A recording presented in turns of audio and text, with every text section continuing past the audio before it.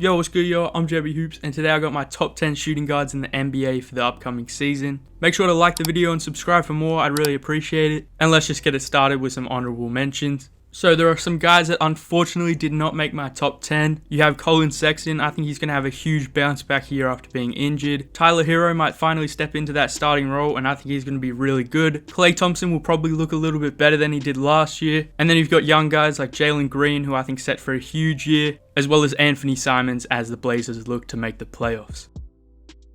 Now, starting off the top 10, I have Desmond Bane. Bane was excellent last season and was a big reason why the Grizzlies won so many games when Ja Morant was out. He's a top 5 shooter in the league, has a solid pull-up and can get downhill. And I think with the injury to Jaren Jackson Jr. early on in the season, Desmond Bane's role will be even bigger. And I'm pretty confident in saying he'll put up over 20 points per game, whilst also playing solid defense and still being extremely efficient. So I have Desmond Bane as my 10th best shooting guard for the upcoming season. Just ahead of him, I have Tyrese Maxey. I think Maxey is the key to the 76ers' success next season. His quickness getting downhill and his shooting ability is super valuable, but I do think he has to shoot more threes to take the Sixers to the next level. He can play on the ball and facilitate if needed. He's great at getting to the rim, is efficient, doesn't turn the ball over too much, and is excellent at attacking off the catch. Maxey shot 50% from 3 in the 21 regular season games with James Harden, so if he could up his 3-point volume, that'd help their offense tremendously, as Harden and Embiid draw so much attention as it is. I think Tyrese Maxey will be more involved offensively and be super important for the 76ers, so I have him as my 9th best shooting guard for the upcoming season. At 8, I have a bit of a surprise in Zach LaVine. I'm really unsure of the Bulls this season. Lonzo can't stay healthy. I don't think DeMar can replicate the incredible year he had last year. And Zach LaVine has a lot of injury issues himself. LaVine is great when playing, but he's often too passive and doesn't use his athletic gifts to attack the basket and get to the line. He definitely could be higher on this list, but he's pretty bad defensively and quite an average passer too. And with his injury history and general questions around the Bulls' success next season, I have Zach LaVine as my 8th best shooting guard this season. This one was a bit of a toss-up, but I went with Anthony Edwards at 7. Ant-Man looked excellent in his first ever playoff series against the Grizzlies, averaging over 25 points per game and shooting over 40% from 3 on 9.5 attempts per game. He's an absolute bucket, and I can see him putting up close to 25 points per game for the entire 22-23 season, but he does still have a ways to go defensively and as a decision maker, but the scoring ability is excellent and he has the tools and skill set to be great, but I do still think Cat will be the guy for Minnesota this season. So I have Anthony Edwards as a top 7 shooting guard in the upcoming season. At 6, I went with Bradley Beal. The Wizards have a lot of talented players, but they'll still likely be fighting for a play-in spot. But Bradley Beal is going to continue to score the ball at an extremely high level. He's gotten a lot better as a passer. He's still excellent at getting to and finishing at the basket. And overall, he's just a bucket, and I think he could definitely get back to, or at least close to, averaging 30 points per game.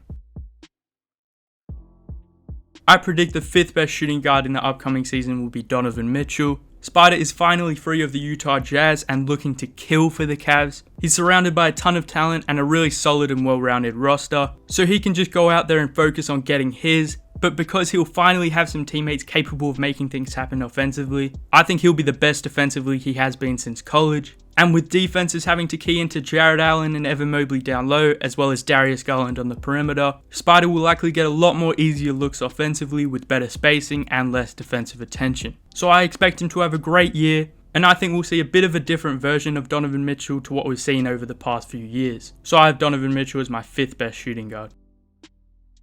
At 4, I went with Jaylen Brown. There is a lot of shooting guards on the same tier for me, so Jaylen Brown kind of fluctuates between 3 and 6, but today he's just ended up at 4. He was very good all throughout the playoffs and was the Celtics' best player in the finals. He had a very good regular season as well, and overall is just a great player. I do think his defense is a bit overrated and a tad reputation based, and his handle can be quite loose when pressured, but his shot creation, ability to get to the rim, and shooting ability make him a great overall player and my 4th best shooting guard for the upcoming season.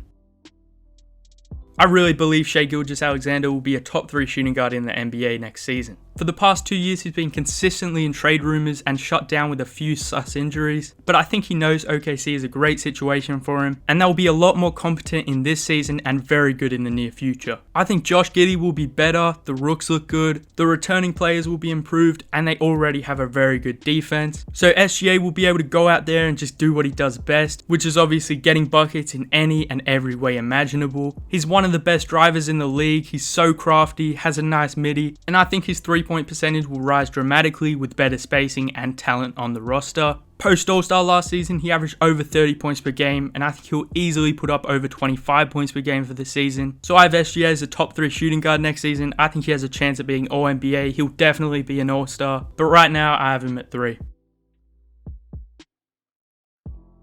At 2, I have Devin Booker.